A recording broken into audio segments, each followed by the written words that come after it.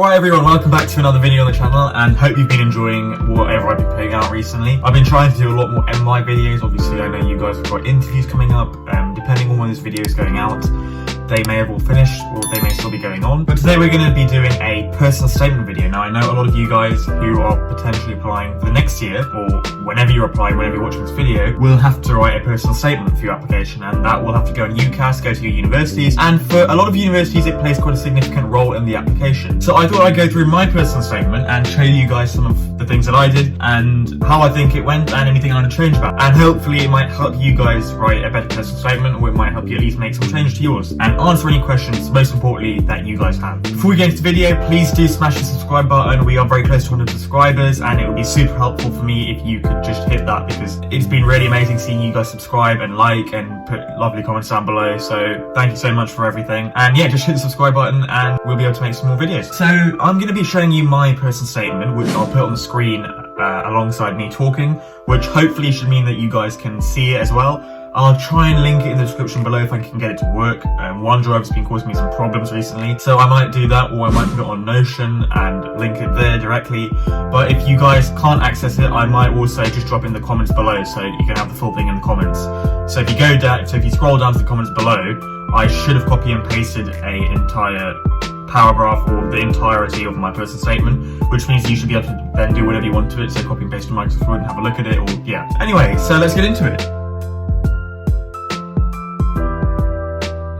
So for me, let's talk first about structure. What did I do? Well, if you can see on the screen, I've split my personal statement into 5 sections. My intro, my research, my work experience, my extracurricular, and then my conclusion. Now, straight off the bat, just to let you guys know, this is not how you have to do it. There's no set structure. Universities don't say, okay, we want your first paragraph to be this, your second paragraph to be this, and etc. All this is just basically the way it fell into place with me. To be honest, with me, it started off very differently. I had my intro first, and then I had my work experience, then I had extracurricular, and then I had a conclusion. So it was very, very different to how it ended up. And actually, you tend to find that your structure sort of falls into place over weeks and months of redrafting your personal statement. So don't try and find structure first and stick to that. Just write whatever you can, and over time, as you change it and adapt it and get feedback on it, you'll start to switch the order of paragraphs, insert new paragraphs and insert new material, and your structure will start to fall into place.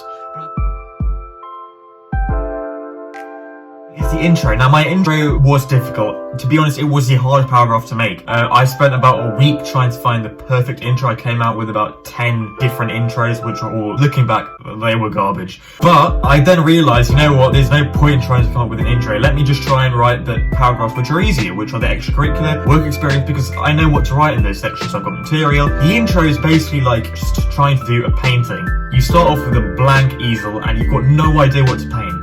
The same thing very much goes to the intro. You can literally write anything on it. We have no idea what we're going to write in the intro. And what I found to be the best idea was to write the other paragraphs first. The paragraphs I know what I'm going to write about. So my work experience, I know what I'm going to write in that paragraph. My extracurricular, I know what I'm going to write about. And they come back to my intro, because it meant that I had some sort of framework to build off, and I knew sort of what kind of themes were going on in my personal statement, and I could sort of adapt my intro to that. So my intro, I tried to make it a little bit different. I started off with a little bit of an anecdote, very short, only 1 or 2 lines, almost like a story starting. And I thought that was pretty cool because, you know, it made it look a little different, and it's always good to have a different intro.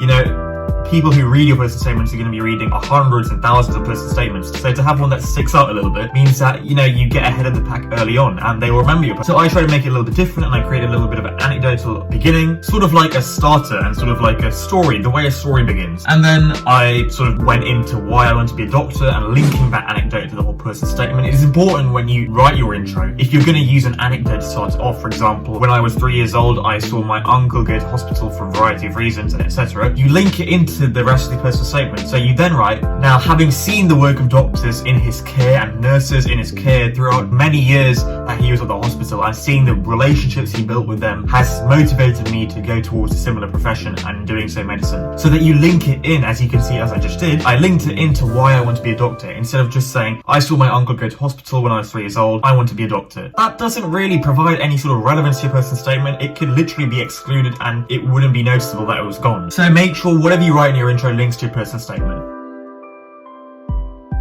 The The second thing I would say is to write about your extracurricular. Now let's look at my extracurricular paragraph. So I've clearly linked everything that I've done in school and everything I've done extracurricularly to being a doctor. So for example, I've spoken about playing the saxophone and piano, which has helped me relax. The same way I'm assuming when I get to medical school, it will help me relax at medical school life. The next thing is I've maintained my academics as shown by my various achievements in a variety of competitions, as well as providing empathetic care. So I'm showing that I was shown empathetic skills at school by doing tutoring, looking after younger pupils, by being a head of buddying, mentoring systems, and etc. I've also balanced this with extracurricular activities, so such as on one of the United Nations.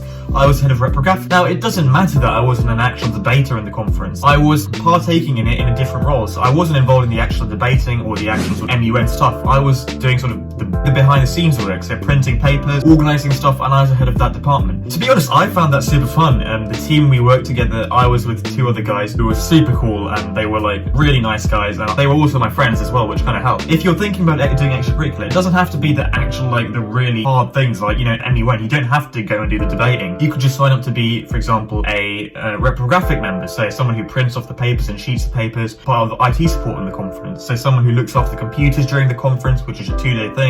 You don't have to do the debating. You don't have to do the actual, you know, the core thing. You can just help out, and that goes a long way in your personal statement because they know that they can see, okay, he clearly wants to help out. And as well as that, yeah, I linked everything to some sort of skills that I was doing. So for example, volunteering at the BHF I also included. I linked it into doing medicine. I said that as part of working with the BHF, I learned about working as a team and working as a leader. Now in medicine, you know that's an important skill, so you want to link it in your personal statement. So that's the extracurricular.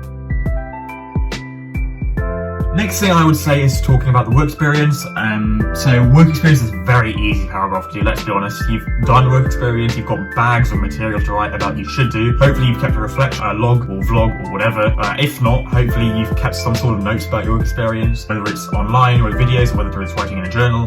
What would I say about this section? Keep it nice and short. Literally write the most important things. Keep it nice and short, but also loads of details. So where you worked, and what you worked in, and what you learned. That's literally it. Don't waffle around the points, just get to the point. So for example, in my work experience, I spoke about one of my placements. You don't have to speak about all of them. You can keep some for the interview. You might not want to reveal everything in a personal statement, so keep some for the interview. I picked out my ones at Whips Cross Hospital, which is one in London. It was a fantastic placement. I had a brilliant supervisor who was a great guy. He was in the rheumatology department, which was super cool because we got to look at patients there. And I spoke about one example, so one particular patient I saw on my work experience, and basically what I thought about it, the things I learned from it, the things I saw from the other healthcare staff, so the nurses, the doctors, and what I thought was really cool about it. So for example, everything that I thought I learned and how I could apply it to my university and medical life. And so that's pretty much very short, and that's all I said about it.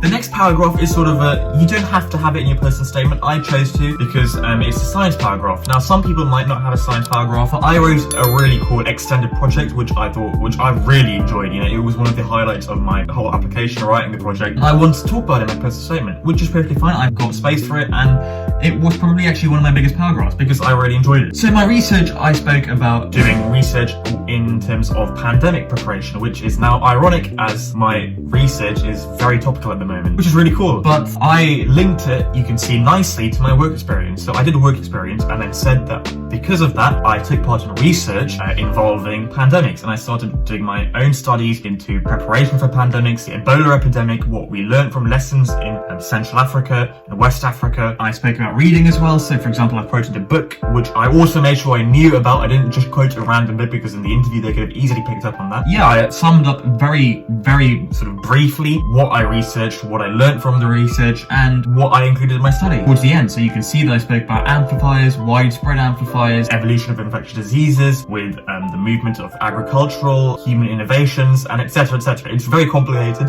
but it's a really cool topic, and I would highly recommend you guys do some research into it. It's really cool. Basically all about epidemiology and outbreaks and epidemics. I think that was a really useful paragraph because it gave me something to talk about at interview, and they could always pick up on it and they could ask me questions about it, and it was something I genuinely enjoyed talking about. So it also made them realize that I was someone who enjoyed talking about my area of interest, or medicine. And then finally, let's talk about the conclusion. Now, the conclusion is very short here. I don't want to waste too many lines with it, too many characters with it. So I basically said, looking forward. And now this is a really important thing. I think in your conclusion, you need to talk about the future, because you're going to be talking about the future when you're in medical school, when you want to be a doctor. So I said, looking forward, I know that I want to do this, this, and this. So I want to be a person who can use their biological knowledge, as well as meeting new people every day, and sort of be in that hospital environment. So 3 factors I combined together and said, this is the reason why I think I want to be a doctor. And it's very short, but it sort of brought it to the point. It hammered down on that point. I really want to be a doctor because of these 3 reasons. Now, I want to learn, I want to meet new people, and I want to be in a hospital. And that really hammers home the point that you really want to be a doctor. And I think having a really strong, emphatic conclusion can really tie a personal statement up nicely. But yeah, that's everything. I'm trying to keep this video nice and short. If you've got any questions about my personal statement, please just drop them in the comments below. Follow me on Instagram to find out when I'm releasing new videos. I'll put my personal statement in the comments section so that you can click on it and read it. I'll try and link it in the description as well, but it'll probably just be easy for me to put it in the comments section if it's able to fit there. I'm not sure if there's a character limit on it, but if not, I'll link it in the description. Somehow I'll find a way. And that's everything I can think about. So hopefully you guys found it useful. Like, smash the subscribe button, and we'll see you in the next video. Peace.